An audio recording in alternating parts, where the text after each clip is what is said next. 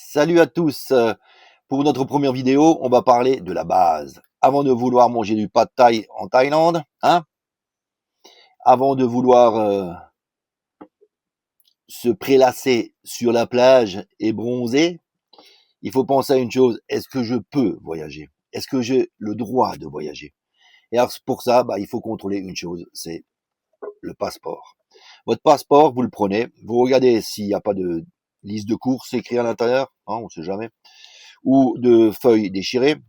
Et surtout, ce que vous regardez, c'est la date d'expiration. Il faut que,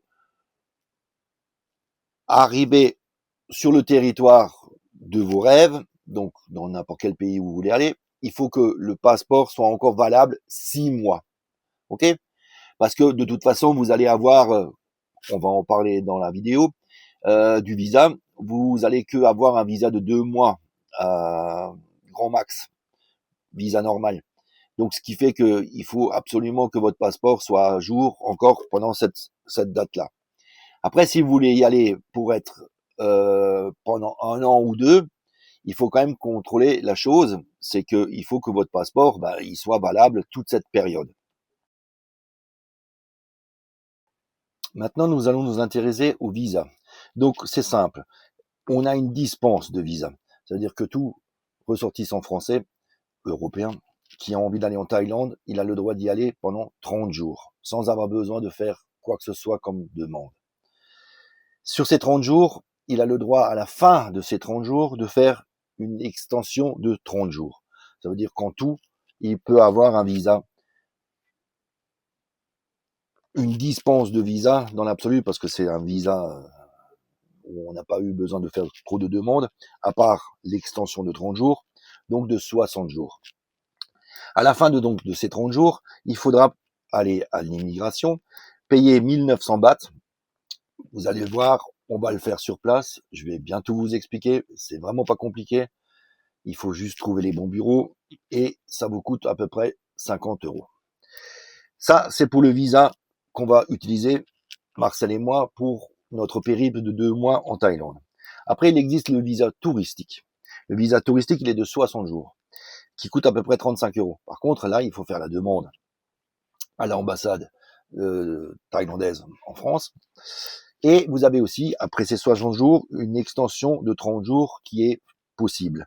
Donc vous pouvez rajouter pour 50 € de plus, parce que ça coûtera toujours le même prix. Dans l'absolu, 30 jours de plus, donc 90 jours. Par contre, la différence entre la dispense de visa qu'on va utiliser et le visa touristique, c'est que c'est sur des dates bien définies. Nous, l'avantage qu'on peut avoir, c'est que nous, on a juste besoin de se trouver un billet d'avion et on peut prendre un billet d'avion en dernière minute. On n'a pas besoin de choisir réellement les dates bien précises. Pour l'unique et simple raison, c'est que nous, on va juste à l'aéroport et on peut rentrer directement en Thaïlande. Par contre, et c'est là où il y a une petite finesse qu'il faut surtout pas oublier, si on a l'intention, comme Marcel et moi, de passer 60 jours sur place, il faut quand même que vous ayez un billet d'avion avec un retour de 30 jours. Parce que vous ne pouvez que entrer normalement 30 jours et faire la demande une fois que vous êtes sur place de 30 jours supplémentaires. Qui, ils vous le donnent à chaque fois, mais bon, ça peut arriver qu'il y en a qui ne la reçoivent pas pour des raisons, je sais pas laquelle, mais bon, bref. Par contre, ce qu'il faut faire alors dans cette configuration, c'est que le billet de retour, il faut absolument mettre l'option changement de date pour que vous puissiez le changer votre billet de retour gratuitement. Ça, c'est vraiment primordial parce que je l'ai fait la dernière fois. Au bout du compte, c'était différent parce que moi, j'avais un visa, dispense de visa de 60 jours et j'ai pu mettre 30 jours en plus. Ça, c'était les anciennes lois. Là, on est sur les nouvelles lois.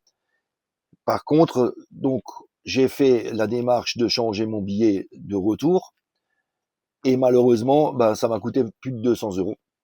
Donc, il faut absolument, et ça, il faudra que je vous le montre au moment où on va prendre les billets d'avion, prendre cette option pour que vous puissiez, sur place, changer votre date de retour. Ça, c'est vraiment primordial. Après, vous avez le visa retraite. Donc là, je vous ai expliqué, c'est à peu près 175 euros. Le long séjour, 260 euros. Et là, par contre, les lois sont, je pourrais vous faire des détails plus importants, mais par contre en message, parce que là, déjà, ça change tous les 5 minutes. Et au bout du compte, c'est vraiment très complexe. Pourquoi? Parce que il y a des moments où ils vous demandent une certaine somme sur un compte bancaire en Thaïlande. D'autres moments, alors ça changera peut-être pas. Ils vous demandent une assurance, parce que la sécurité sociale, comme dit, ne fonctionne pas en Thaïlande. Donc ça va toujours être obligatoire, ça c'est clair, ça changera pas. Mais bon, ça c'est maintenant, à aujourd'hui, ça sera un problème qu'on mettra en place l'année prochaine, quand on ira réellement vivre en Thaïlande, quand on aura réellement l'envie d'y rester au moins 6 mois et un jour. Ok? Voilà, donc je pense qu'on a fait à peu près le tour sur le visa. Si vous avez quoi que ce soit comme question, n'hésitez pas. Un petit message, j'aurai plaisir à vous répondre. Et je vous souhaite encore une bonne continuation. À bientôt!